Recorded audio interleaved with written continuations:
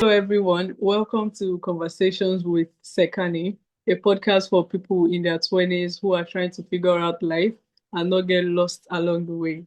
Today's guest is Holly Battrum, a doctor of traditional Asian medicine and holistic health coach who helps leaders, entrepreneurs, and high achievers step out of chaos and reconnect with their body, minds, and natural rhythms. After years of seeing high performers push themselves to the edge, exhausted, overwhelmed, and disconnected, Holly dedicated her work to understanding how the body works, emotions, and mental clarity are deeply interconnected. She teaches that lasting health isn't about quick fixes, but intentional alignment. Holly, welcome to Conversations with Sekani. I'm excited to have you here. Thank you so much for the invite to be here. I am very excited to be here as well. And I think this is such an important conversation, and your platform is so important as we figure out life. So thank Oh you my for God. hosting it. Thank you for that, actually. All right. So questions I usually, ask guests like warm-up questions. For people hearing about you for the first time, who is Holly, beyond the professional titles, basically? Oh, yeah, so I'm a person that's probably been where you're at. I think we all have our unique individual experiences, but we also have such a collective. So I am a creative person. I am a dog mom. I am currently and may forever be working on remodeling my 1900s home. But I think that I like to think that I have unique and community experiences that help guide people outside of the workplace as well. So yeah. Wow, it's it's amazing actually. So, what personal experience actually led you to study traditional East Asian medicine and, holistic health, basically? Yeah, so I think looking for answers, right? I was a semi-professional ballet dancer when I was younger, always trying to optimize health, had some health struggles there, and that led me tiptoeing into traditional East Asian medicine. And then I actually went into theater for as a costume designer for many years and loved it, but people's stories were what I thought really helped people heal, and they still do. But then when I was looking at kind of a career change in my 20s, Mm. um, I was like, what? I wonder what it would take to do this. And so things kind of aligned. I went back to school and I've been practicing in this field ever since. And as I've grown and changed, how I practice has grown and changed. And it's such a powerful lifestyle medicine in kind of every form. And I love how obviously you can seek out professional help with things, but also there's things that you can use that really can impact your life on a daily basis at home, and you're empowered to make changes for yourself. Mhm.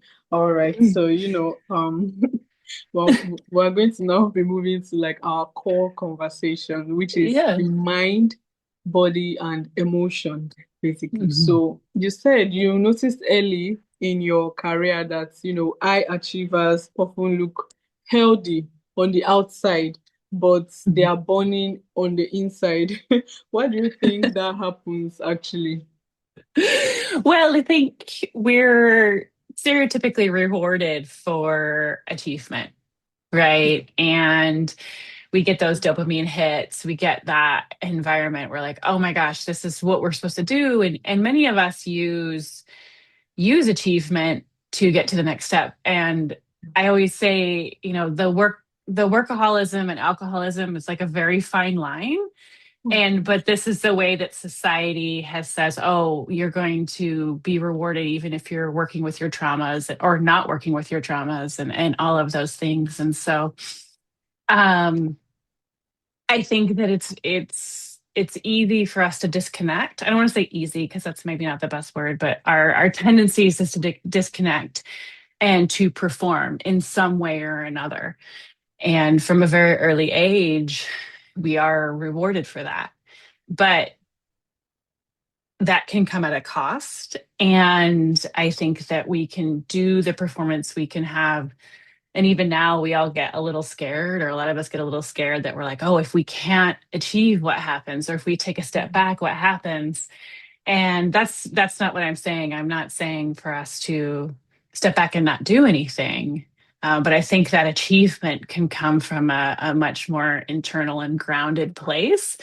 And that will allow us to still be a high performer, but be a little bit more connected and listen to our introspections as we do it. So we're not so hidden in the background of like, oh gosh, we might be burning down soon. And and sometimes you're not. And I think that's awesome, but we kind of have those seasons, and sometimes those seasons last for a little too long of it, and that's when we start to crack a little bit on the inside. So yeah. Wow. Okay, so with what you've said, right? It's not like you're telling high achievers to stop working hard, right? But they should Hmm. find a way to, connect with themselves so they don't lose touch of themselves. So how do Hmm. you think we can actually, connect with ourselves while achieving high things, right? Yeah. Yeah. Yeah, I think it's taking that opportunity. So in traditional medicine, we have what we call like latency patterns. And so we kind of have to do something, right? And that's great. We push through something, we achieve something, we maybe it's doing something that we really want to do, but overcoming our anxiety. So great. But as we do that, we're now holding that sort of latency pattern in place. And that takes more and more energy. So sometimes it's pushing through something and then coming back and assessing emotionally, okay, how do we feel? What can we process? How can we let go? Sometimes it's using, if you want to just practical things, it's, breath work, movement, all of that stuff to outside of the high performing situations, so that then our window of tolerance to those high performing situations is actually much larger. So now we're not stressing ourselves so much to always be high achievers. But yes, it's a little scary, I think, to think, oh, I can do this. Like, right? A lot of times we use that procrastination, or I used to use procrastination or pressure to perform. Right? They're like, oh, if I didn't do this last minute, how would I perform? How would I do this? Yeah. Actually, I feel like I could relate to that because I Yeah. like doing things when, it's almost time. So the adrenaline, right? And I just yeah. want to do this. Yeah, Yeah. so I'm that kind Yeah. of You person, actually. with with a little bit of self-reflection and training, kind of structure, you can still perform amazingly. In fact, maybe even better if you realign that adrenaline in the Okay. long run. So yeah. All right, I'll definitely work on that, actually. Yeah. I think I need to. Okay, so yeah, can you explain in simple terms actually how traditional East Asian medicine, how it, views the mind, body, and emotions, right? Mhm. As connected, basically. Yes. So it is all very interconnected, and you you kind of can't separate them. Mm. So they're the systems that we're working on in traditional medicine, intertwine with each other, right? And so what happens, even the mind itself actually has five parts of the psyche. And the organ systems through the body have emotional experiences as well. So if you're using the channels, they might have emotions, things get stored in the different parts of it. So the cool thing about it is you can use it or not use it. Sometimes things in the body are simply old injuries. But sometimes then emotions get stored in those old injuries or things like that. So um, I love it because it's so holistic. It almost can't be separated, but it also doesn't have to be like you don't have to come to a traditional medicine practitioner and do talk therapy, right? In fact, we're not Mm. necessarily therapists. As you know, I'm a coach, I'm a doctor, but I'm not a therapist. And so maybe you don't have to relive those experiences, but the techniques that we're using can help you process them, things like that. All right. So, I feel like stress, is one of the things that affects us basically as human beings, both emotionally and physically. So, Mhm. how do you think, what's the biggest thing most people miss about how stress works in our body, basically? I think you I think people sort of understand it, but that acute stress is actually not bad. Oh, And it can, just like you said, you can use that adrenaline, you can optimize it. But chronic stress can then cause inflammation mm, and all of those things. But I think the important thing to think about it is how can we build up our tolerances to those stressors, right? Oftentimes we're still thinking like, oh my gosh, I'm being stressed, I'm stressed, I'm stressed. And that rumination happens, and we're almost stressed because we're stressed. And we're like, oh my gosh, stress is bad. What do I do? But I can't take it away, right? Like yeah. most of us have jobs and lives and structures and communities. And so we want to start thinking about how can we respond to that stress?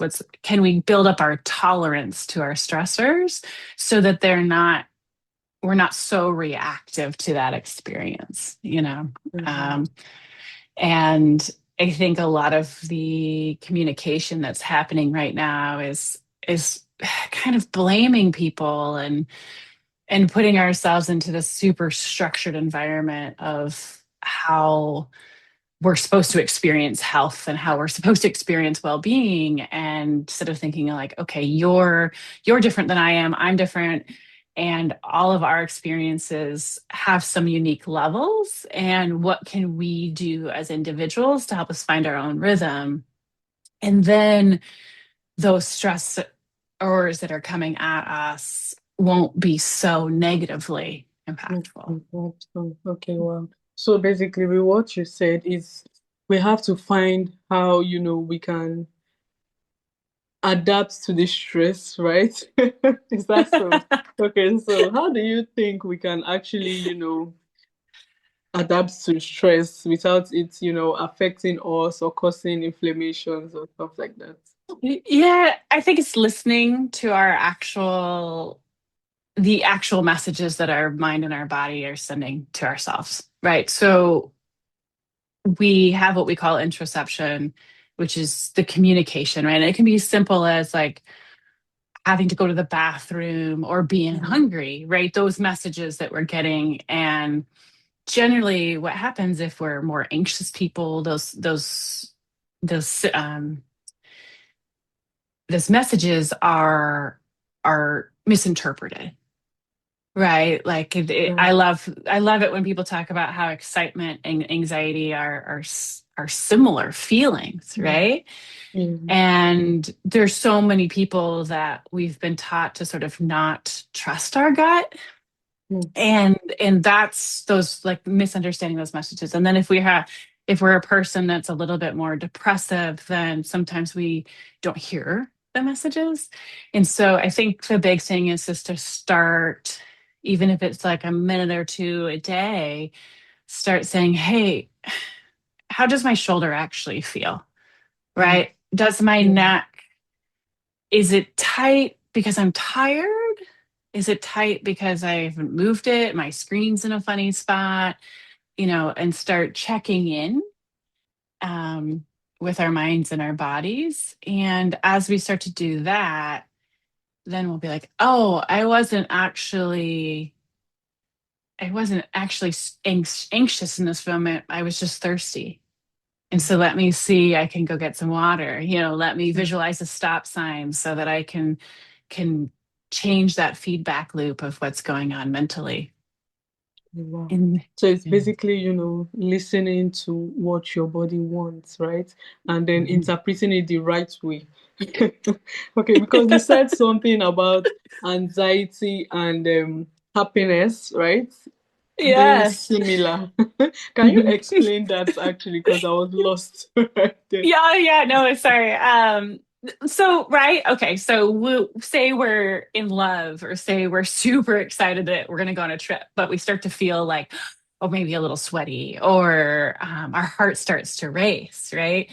But we know that that experience is leading to something exciting and good. Mm. Um, However, we also have heart racing, Hmm. sweaty with cortisol and with stress. And so sometimes those signals, like we don't actually, they're kind of so intertwined, we're not sure what the experience is. So, say public Hmm. speaking, right? A lot of people, including myself for many, many years, public speaking is incredibly hard. Like we're all scared of it, or a lot of Yeah. us, some of us are not, many of us are. Um, Hmm. I can and relate to that actually. When you said public speaking, I was like, perfect example, right? I know. But yet Yeah. you're running a podcast, right? Yeah. It's so you've maybe I don't want to speak for you, but maybe you've overcome that, or maybe your passion is more driven than your worries about it. And as things have changed, but so now you might be getting more excited Mm. every time you get to get on Yeah. and talk to somebody, you know. Yeah. Um, and so it's just simple things like that where you're like, oh, actually, you're right. These signals that we're getting are very, very similar. And it's our interpretation of that experience that's impacting us, you know. Um, and and so we have to kind of start shifting through that a little bit, and knowing that especially if you're in your 20s and you're starting maybe a new career or have a lot of Yeah. life changes, like that's going to be a lot of times that you might be feeling pretty, Okay. elevated or anxious. Okay. But yeah, yeah. All right. Wow. So, when you spoke about public speaking, I was like, ugh. Why I said that was, I mean, running a podcast. Yeah, when I started, it was, oof. Once I'm having a guest, I'll be so. I don't know if I should say anxious. I'm happy, right? But then Yeah. I'm sweating like, oh my God, what do I do? So, eventually, I got used to it, right? So I feel like Hmm. consistency would solve that issue of Hmm. being anxious Hmm. about public Hmm. speaking basically. Hmm. So yeah, Yeah. let's now move to breaking down common patterns, right? Okay. So many people think that health is just physical, Mm. sleep, diet, exercise, but you teach something deeper. So can you explain how health is actually deeper than that? Right. Yeah. So I like the concept of first we learn with our minds, then we learn with our hands, and then we learn with our hearts. Mm. And if we don't have those processes, like we don't really understand health, like we know what we should be doing, right? It's already a should, right? Oh, we need to get 8 hours of sleep or 7 hours of sleep, and we need to eat clean, and we need to exercise, and a lot of times we're doing those because somebody's given us a structure of how we are supposed to do them. And especially when you're younger, you can kind of quote unquote get away with a lot more, like you have more resilience as your body. Mhm. And things like that. And so you're able to push through. And I think health is really about finding what actually works for ourselves and listening to our own rhythm and finding out, like, maybe you are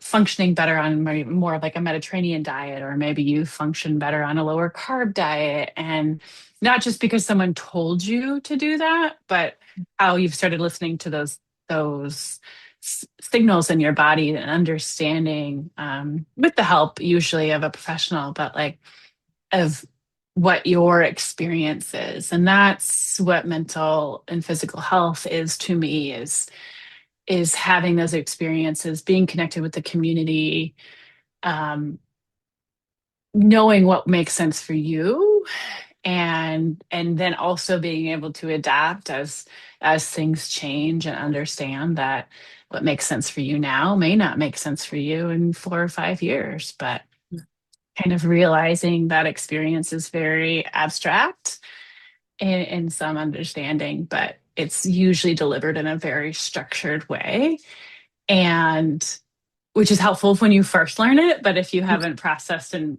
implemented it, then it becomes kind of a just another stressor in your life, right? Mm.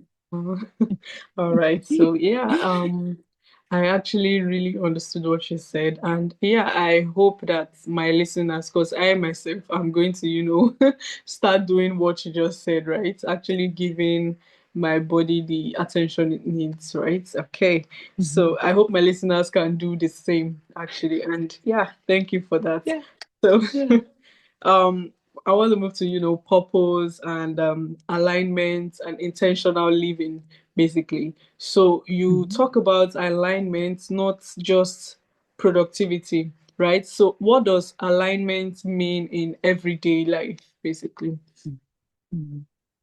Yes, I think alignment leads to more productivity, Mm, right? And I think that's kind of what we've sometimes miss is that if we're feeling really connected to our true north or our goals or our passions, then we will be more aligned, and we'll be more mentally clear. We'll be able to make mm, decisions faster, all of those things. And alignment is going to be so different for each individual.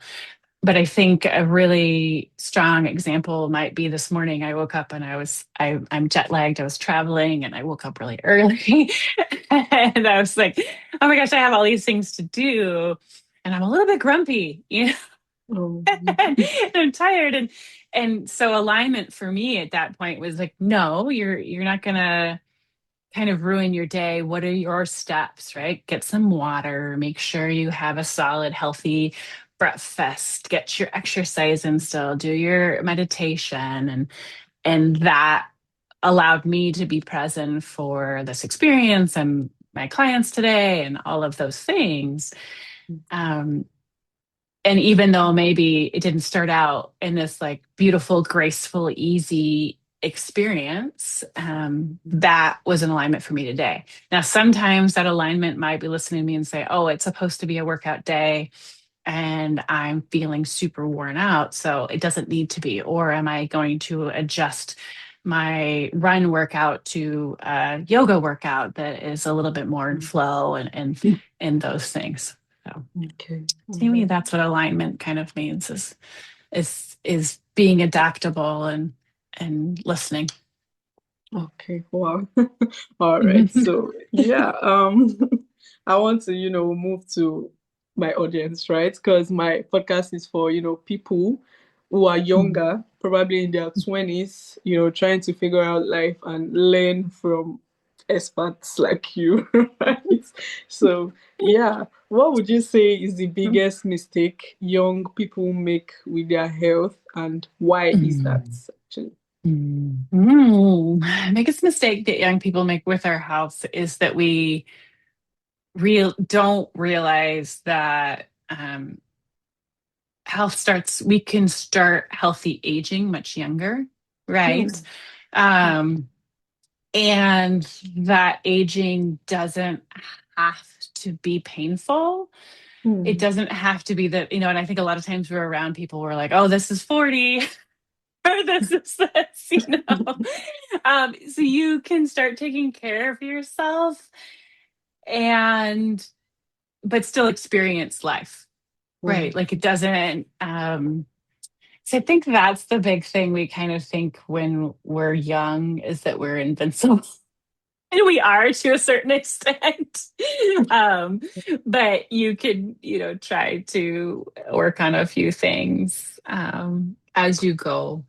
and know that we're going to make mistakes, and know that maybe what we wanted at 16 is not what we want at 20, or we want at 25, and just how much growth mentally and with the brain development that we have in our 20s. And I think being around a community that is also growing and also supporting us, is really helpful when we're in our 20s, because those years can be super fun and super impactful.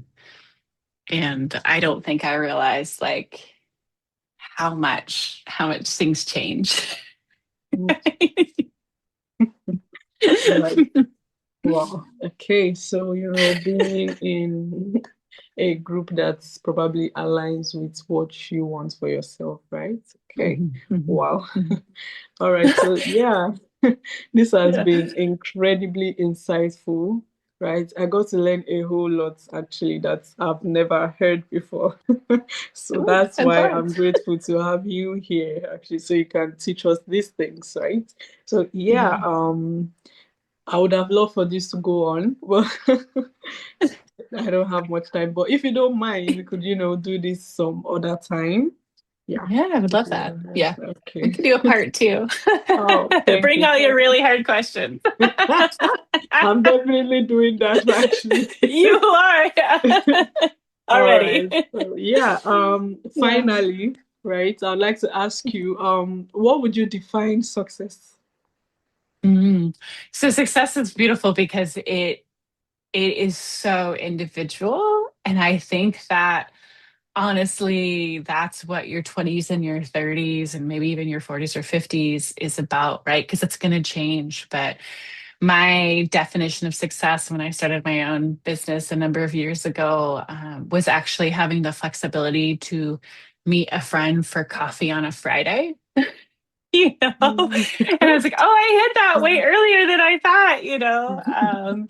So it's gonna, it might be freedom for you, it might be more growth, it might be financial, it might, um, but yeah, that's I think the true north, right? Is how you define success, and what you grow into. Okay, wow. That's a pretty unique take on success, actually. That's very unique. All I right. mean, I So, don't want to. I don't want to minimize. I honestly, life is expensive, and we all need a lot of. So the financial success is very vital, and I think we can't minimize that because everybody, deserves it if possible. So yeah. exactly. All right. So, yeah, thank you so much. This has been very thoughtful and it's also a grounded conversation, actually. So, yeah, where can listeners get to know more about you and what you do, basically? Oh yeah. So I'm on Instagram and LinkedIn, just under my name, Dr. Holly Battrum. My business website is Show Court Health and Wellness. I have a newsletter that goes out with tips and tricks all the time that you can sign up for. I'm sorry, my website is showcourt.com, but yeah, my business is Show Court Health and Wellness, and I'm Wow. sure you'll have all of those in the show notes. But I would love Yeah. to hear from people. You can DM me or email me, and we can go from there. So. Yeah. Can I email you? Can I Yes, you DM can. you? Yes, you can. All my coaching and teams and individuals is all virtual, so I can. But yes, you're welcome to email me. I'd love to hear your questions and love to hear your Oh, thoughts. So yeah, all right. Thank you. yeah, Thank you so much for that. This is really amazing, actually. I'm glad we had to do this. So, yeah, thank you, yeah. Holly. Thank you. All Thank you right. so So, much, Joy.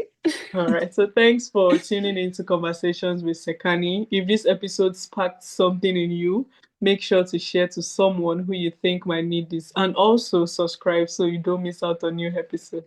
Thank you, Dr. Ollie. Do have a wonderful day ahead of you. Oh, All thank you so right. much. You as well.